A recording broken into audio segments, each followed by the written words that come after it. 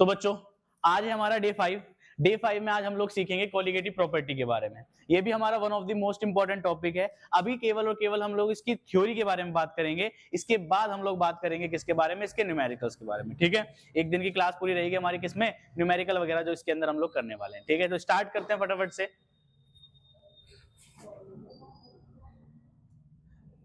Colligative properties, ठीक है, colligative properties है ना। तो कोलिगेटिव प्रॉपर्टीज को हिंदी में कहते हैं अणुसंख्य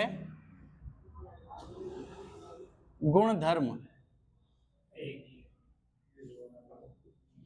ठीक है, क्या बोलते हैं बच्चे इसको, है ना, अणुसंख्य गुणधर्म। ओके, सबसे पहले जानते हैं कि कोलिगेटिव प्रॉपर्टी हम कहते किसको है ना। याद रखना बच्चों, बहुत सिंपल सी डेफिनेशन है, बहुत ही ज्यादा सिंपल है। क्या है डेफिनेशन इसकी कि बेटा याद रखो कि such properties of solution, such properties of solution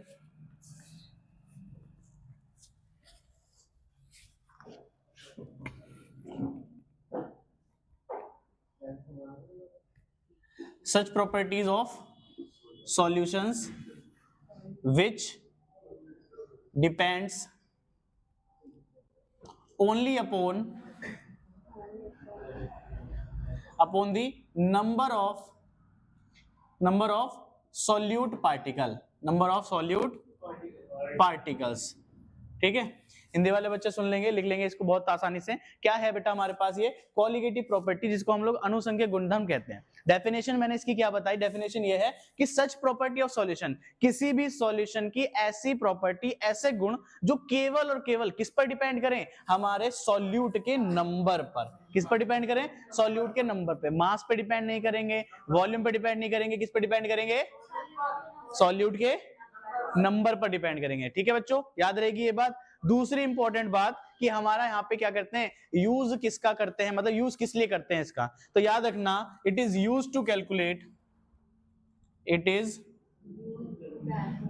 used to calculate या डिटरमाइन, कैलकुलेट द मोलर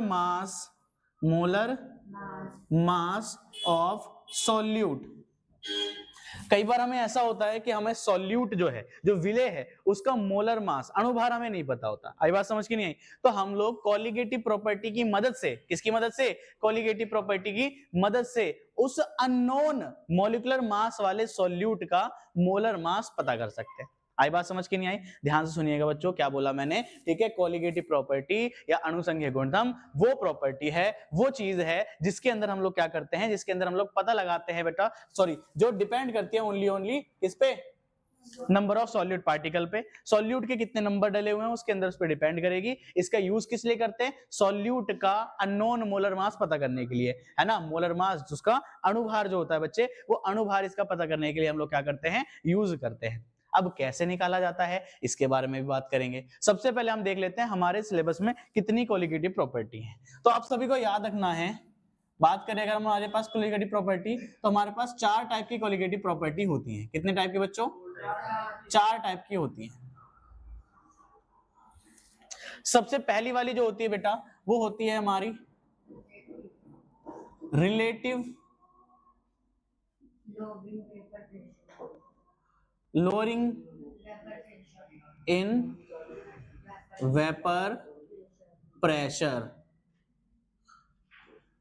ठीक है, relative lowering in vapour pressure. Vapour pressure में हमारी लोअरिंग मतलब कि वेपर प्रेशर का घट जाना, वेपर प्रेशर का घट जाना, वाष्प दाब का घट जाना। किस तरीके से घटता है बात करते हैं अभी, है ना। दूसरी बात अगर देखें हम लोग, तो दूसरा होता है हमारे पास elevation of boiling point, elevation of boiling point.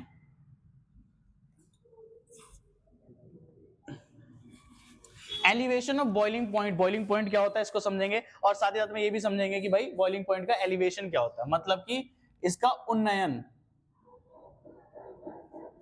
उन्नयन किसका, बॉइलिंग पॉइंट का मतलब कि क्वथनांक में उन्नयन, क्वथनांक में उन्नयन।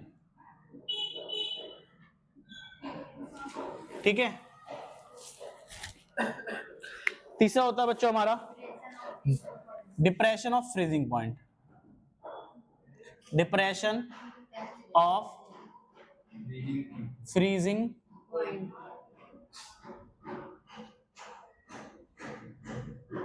ठीक है। डिप्रेशन का मतलब होता है घट जाना, डिप्रेशन का मतलब क्या होता है? घट जाना। हिंदी में कहते हैं इसको अवनमन। क्या बोलते हैं? अवनमन। किसमें अवनमन? हिमांक में। फ्रीजिंग पॉइंट को क्या कहा जाता है? हिमांक कहा जाता है। हिमांक में अवनमन, अवनमन ठीक है। चौथा क्या होता है बच्चों हमारे पास? चौथा होता है osmotic pressure. Very good. Osmotic ठीक है। ऑस्मोटिक प्रेशर क्या होता है? इसको कहते हैं पराशरण दाब। क्या बोलते हैं? पराशरण दाब बोलते हैं। ठीक है बच्चों, यहां तक बात समझ आई? दोबारा एक बार फटाफट से रिपीट कर रहा हूं मैं, ठीक है। कॉलिगेटिव प्रॉपर्टी क्या होती है? कॉलिगेटिव प्रॉपर्टी ऐसी प्रॉपर्टी जो केवल और केवल नंबर ऑफ सॉलिड पार्टिकल पर डिपेंड करती है, इसको कॉलिगेटिव प्रॉपर्टी कहा जाता है। ठीक है, याद रखना। ओके, ये किस लिए यूज करी जाती है? मोलर मास निकालने के लिए। किसका? सॉल्यूट का, जिसका हमें मोलर मास नहीं पता है। ठीक है, हिंदी में अगर बात करें तो विलियन की वो गुण या वो चीजें, ठीक है, वो प्रॉपर्टी, वो गुण जो केवल और केवल किस पर डिपेंड करते हैं? किस पर निर्भर करते हैं? नंबर ऑफ सॉलिड पार्टिकल, मतलब कि विलय के संख्या पर, विलय के अणुओं की संख्या पर डिपेंड करते हैं, निर्भर करते हैं। ठीक है, use to calculate molar mass of solute. जो विलय है उसका अगर हमें अनुभार नहीं पता तो हम अनुभार का पता कर सकते हैं। Relative lowering of vapour pressure. Relative lowering of vapour pressure मतलब कि जो वाष्प दाब होता है उसमें हमारी कमी कैसे आती है, इसके बारे में बात करेंगे। दूसरी बात, elevation of boiling point. Elevation of boiling point मतलब कि बॉइलिंग पॉइंट जो होता है, जिसपे कोई भी सॉल्यूशन बॉइल होने लगता है, उबलने लगता है, वो बढ़ जाता है। कैसे बढ़ेगा इसके बारे में बात करूंगा मैं अभी। ठीक है, depression of freezing point, freezing point का घट जाना। और ऑस्मोटिक प्रेशर। ऑस्मोटिक प्रेशर क्या होता है? ऑस्मोसिस समझेंगे, फिर ऑस्मोटिक प्रेशर भी समझेंगे। बात समझ आई कि नहीं आई? लिख लीजिए फटाफट तक यहां तक, फिर आगे बढ़ते। आगे ध्यान दीजिए भाई, अगला जो टॉपिक है हमारा वो है relative lowering of vapour pressure. वाष्प दाब में आपेक्षिक अवनमन। अवनमन का मतलब होता है घटना, लोअरिंग होना, है ना। आपेक्षिक मतलब रिलेटिव बात कर रहे हैं यहाँ पे हम लोग। कैसे रिलेटिव कह रहे हैं अभी समझाऊंगा। और वाष्प दाब तो हमने पहले पढ़ा था रॉल्स लॉ के अंदर। वेपर प्रेशर क्या होता है? जब वेपर लिक्विड के सरफेस पर प्रेशर लगाते तो वह वेपर प्रेशर होता है। तो चलिए फटाफट से हम लोग रॉल्स लॉ की कुछ बातों को वापस से रिपीट करते हैं, और उसको रिपीट करते हुए हम लोग समझेंगे हमारे relative lowering of vapour pressure को। ठीक है, तो बहुत सिंपल सी बात है, अच्छी तरीके से समझेंगे। आइए तो स्टार्ट करते हैं बच्चों। ध्यान से देखिए, हमारे पास एक सॉल्वेंट है और एक सॉल्यूट है। एक सॉल्वेंट और एक सॉल्यूट है। इन दोनों से मिलके बना हमारा सॉल्यूशन बन गया। अरे बन गया, चलो ठीक है, अच्छी बात है। सॉल्वेंट जो है उसको मान लिया हमने ए। क्या मान लिया उसको? ए मान लिया। सॉल्यूट को मान लिया बी मान लिया। इन दोनों के मिलने से सॉल्यूशन बन गया कुछ। ठीक है, आइए जरा देखते हैं, वेपर प्रेशर की थोड़ी सी स्टडी करते हैं। ठीक है, तो अगर मैं बात करूं, मेरे पास एक ये डिब्बा सा है, कंटेनर है, इसके अंदर मैंने क्या भर रखा है? अरे ए भर रखा है, कोई सॉल्वेंट है, पानी मान लिया। ठीक है, आई बात समझ के नहीं आई? ओके, तो आपको मैंने बताया था कि इसके सरफेस पर यही वाले तो मॉलिक्यूल होंगे। ठीक है भाई, तो मतलब बोल दिया यहाँ पे ए के मॉलिक्यूल, ये भी ए, ये भी ए, ये भी ए, ये भी ए और ये भी ए। तो जितने ज्यादा सरफेस पर, सतह पर जितने ज्यादा मॉलिक्यूल होंगे उतनी ज्यादा वेपर बनेगी, है कि नहीं? और याद रखना यहाँ पे इस तरीके से हमने इसको क्या कर लिया भाई, इसको चूल्हे पे चढ़ा दिया। ठीक है, तो इससे क्या बनेगी? वेपर बनेगी। क्या बनेगी बेटा? वेपर बनेगी। ये वेपर इसके ऊपर प्रेशर लगाएगी, बोलो हाँ के ना? Very good. ठीक है, ये जो प्रेशर है, अभी ये प्योर स्टेट में कि इम्प्योर है? प्योर है। तो इसके द्वारा जो प्रेशर लगेगा उसको पी से लिखूं कि पी नॉट से लिखूं? Very good, P not a. क्या बात, पढ़ के आए हो क्या? ठीक है, आगे देखो। नहीं, बहुत अच्छी बात है, बहुत अच्छी बात है। ठीक है, आगे देखो। इसी तरीके से यहाँ पे बात कर लेते हैं बी। किसकी बात कर लेते हैं? बी की बात कर लेते हैं। तो बी होगा बेटा हमारा, बी को बना लेते हैं यहाँ पे फटाफट से। मान लो ये कंटेनर है, इसके अंदर कौन है? बी के मॉलिक्यूल हैं। किसके मॉलिक्यूल हैं? बी के मॉलिक्यूल हैं। ठीक है, अब बी के ही मॉलिक्यूल यहाँ पे सरफेस पर होंगे। अरे बोलो हाँ ना यार। ठीक है, तो यहाँ पे बी, यहाँ पे भी बी, यहाँ पे भी बी, बी बी। जितने ज्यादा मॉलिक्यूल उतनी ज्यादा वेपर। अभी तो सतह पे सारे बी के ही मॉलिक्यूल हैं, तो भैया इसको भी चढ़ा दो जरा गैस पे। आई वेपर बनी। है ना, और वेपर ने क्या लगाया, प्रेशर। अभी बी भी तो प्योर स्टेट में है, तो इसको भी क्या लिखेंगे, पी नॉट बी लिखेंगे। बच्चे जब हमने इन दोनों को मिला दिया, जब हमने इन दोनों को मिला दिया तब क्या होगा, तब क्या होगा, तब बनेगा सॉल्यूशन। क्या बन जाएगा, सॉल्यूशन। सॉल्यूशन बन गया, ठीक है। अब सॉल्यूशन में ये दोनों मिक्स हो गई, ये दोनों चीजें क्या हो गई, मिक्स हो गई, ठीक है। इसको वापस से चढ़ाइए भाई, चढ़ा दिया भाई। आई बात समझ की नहीं आई, है ना। अब की बार सरफेस पे क्या होगा, अब की बार सरफेस पे ए बी दोनों के मॉलिक्यूल होंगे, वेरी गुड, ठीक है। यहां पर बता देते हम लोग, चलो, है ना, ए बी इस तरीके से हो जाएगा हमारे पास, ठीक है। कोई भी हो, 5 हो 6 हो कितने भी, है ना, ए बी ए। इस तरीके से बताने का मतलब, बताने का मकसद केवल इतना है कि अब दोनों के मॉलिक्यूल सरफेस पर आ जाएंगे। समझ में आई बात यहां तक कि नहीं है। ए और बी को जब हमने मिक्स कर दिया तो ए और बी दोनों ही सरफेस पर आ गए। अब जो वेपर बनेगी बच्चों, जो वेपर बनेगी, ठीक है, ए की भी बनेगी और बी की भी बनेगी। याद रखना दोनों, अच्छा एक बात मैं बताना भूल गया आप लोगों को, दोनों हमने वॉलेटाइल लिए हैं। क्या लिए हैं, अगर हम दोनों वॉलेटाइल लेते हैं तो दोनों की वेपर बनेगी, ठीक है ना, दोनों की वेपर बनेगी। अगर ये भी वॉलेटाइल है, ये भी वॉलेटाइल है।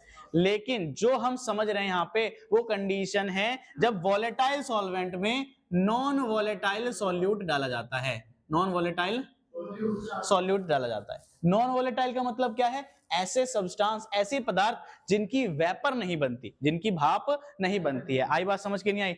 तो जब नॉन वॉलेटाइल डालेंगे तो बेटा इसका बता कोई ये कितना होगा, 0 के बराबर होगा कि नहीं होगा, डेल्टा पी भी क्या होगा, 0। इसकी वेपर नहीं बनेगी, इसकी वेपर, जब वेपर नहीं बनेगी तो प्रेशर भी नहीं लगेगा, प्रेशर नहीं बनेगा तो पी नॉट भी क्या कह सकते हैं, 0 बोल सकते हैं। आई बात समझ के नहीं आई। अरे देखिए जरा ध्यान से भाई, हमारा ए तो वॉलेटाइल है, ए कैसा है, उसकी हम लोग उसको गर्म करेंगे तो भाप बनेगी, वेपर बनेगी, वेपर प्रेशर भी लगाएगी, तो यहाँ पे कुछ ना कुछ पी नॉट ए आ गया।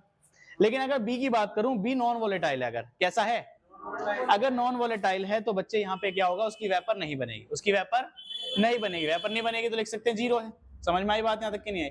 अब यहाँ पर क्या हुआ, यहाँ पर देखो जरा ध्यान से, यहाँ पर आप जब दोनों को मिला दिया तो सरफेस पे ए भी आ गया और बी भी आ गया, ठीक है। तो इस बार जो वेपर बनेगी वो ए की ही बनेगी, पता है ना तो आप लोगों को, बी की नहीं बनेगी। तो जब ए की बनेगी तो इस बार सॉल्यूशन में है तो इसको क्या लिखूंगा, पी ए लिखेंगे। क्या लिखेंगे, पी ए लिखेंगे। क्या लिखेंगे, पी ए। बी की तो वेपर नहीं बन रही तो पी बी भी 0 हो जाएगा यहाँ पे, तो उसको लिखते ही नहीं यहाँ पे।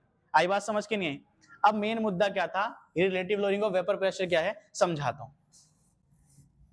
यहां पे हमने क्या करा, व्हेन, ठीक है, ए solution is prepared, A solution is prepared by mixing a volatile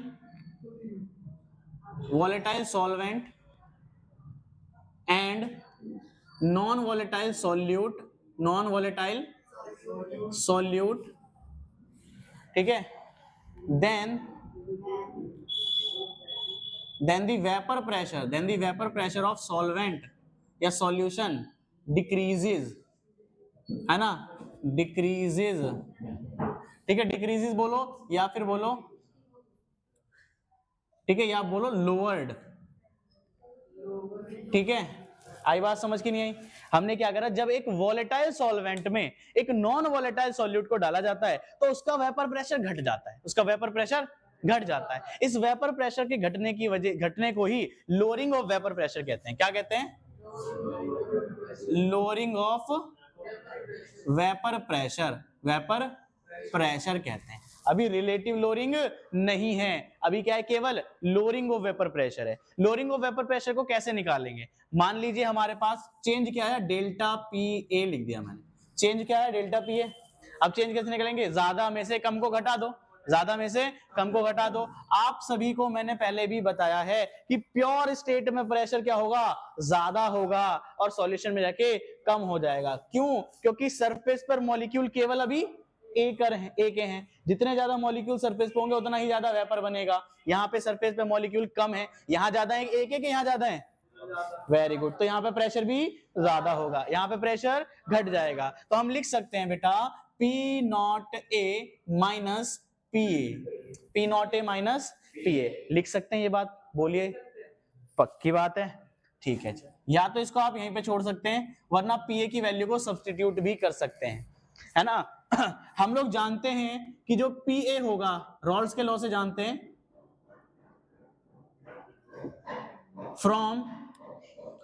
from Rawls law P A किसके बराबर होगा भाई, पी नॉट ए काई ए के बराबर, किसके बराबर, पी नॉट ए, ठीक है। पढ़ा था कि नहीं पढ़ा था, जो भी टोटल प्रेशर होता है वो हमारे कंपोनेंट के इनिशियल वाले प्योर वाले प्रेशर और उसके मोल फ्रैक्शन के बराबर होता है ना। आई बात समझ की नहीं है, तो देखो जरा ध्यान से, तो वहां पे मैं पी ए की वैल्यू क्या लिख सकता हूं, delta P A is equal to P not A minus, यहाँ पे क्या आ जाएगा पी ए की जगह पे पी नॉट ए काई ए, पी नॉट ए, यहां तक बात अच्छे तरीके से समझना भाई, फॉर्मूला बनाने जा रहे हैं इसका, है ना। डेल्टा पी ए बराबर P not A minus P not A काई ए। अगर आप ध्यान दें तो इन दोनों में एक चीज कॉमन आ रही है, आ रही है कि नहीं आ रही, पी नॉट ए कॉमन आ रहा है, तो मेरे भाई बाहर निकाल ले इसको, delta P A is equal to P not A, यहाँ पे बचा 1 minus chi A, 1 minus chi A, clear है।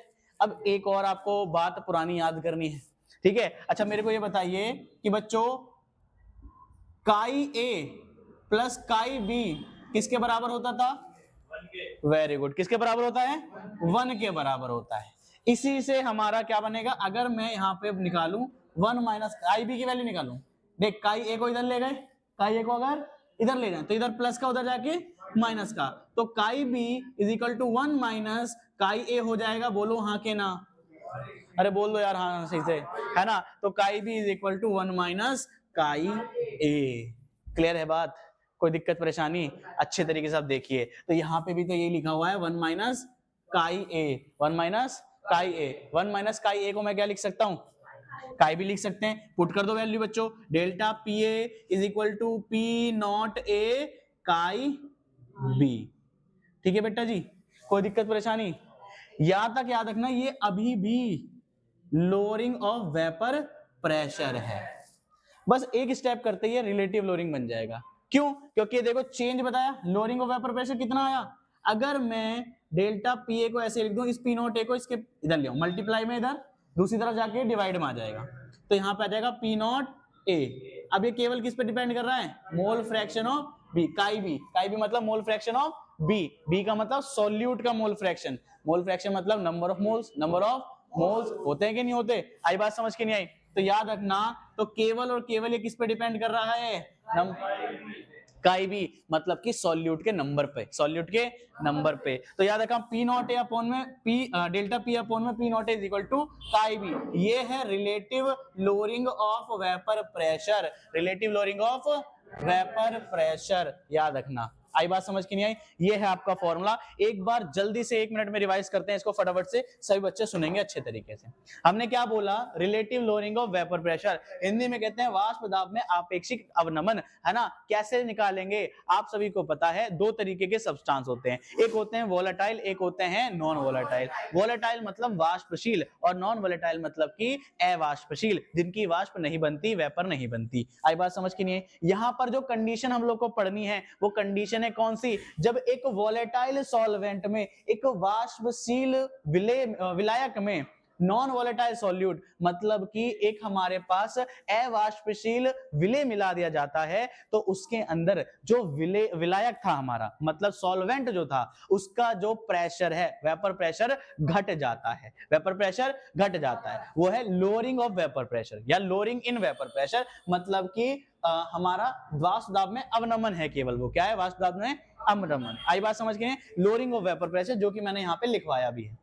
अब लोअरिंग को कैसे निकालेंगे, चेंज देख लो भाई, पहले कितना था अब कितना है, पता लग जाएगा कितना चेंज आया, कितने गिरावट आई है, आई बात समझ के नहीं आई, तो डेल्टा पी ए निकाल लिया मैंने कि डेल्टा पी ए मतलब कि ए के सॉल्वेंट के प्रेशर में कितना चेंज आया, तो डेल्टा पी ए कैसे निकालेंगे, ज्यादा में से कम को घटा दीजिए, ज्यादा में से कम को घटा दीजिए, तो P not A minus P A, P not A minus P A, P not A minus P A, आई बात समझ यहां तक कि नहीं आई। अब हम लोग एक बात जानते हैं, रॉल्स के लॉ में हमें पढ़ता कि अगर मैं पी ए की वैल्यू निकालना चाहता हूं तो वो किसके बराबर होगी, पी नॉट ए काई ए के बराबर, अगर पी बी होता तो कैसे निकालते हैं, P not be chi B के बराबर, बोलो हाँ के ना, क्लियर है बात, यहां तक की नहीं है? तो यहाँ पे हमने पी नॉट ए का ये पी ए की जगह पे रख दिया।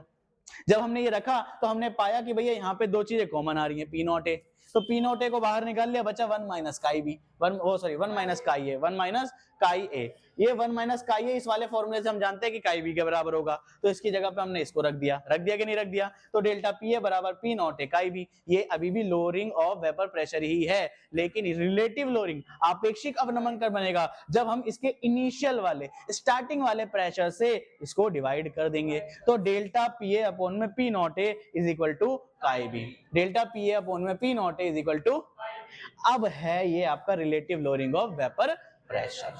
क्लियर है बात?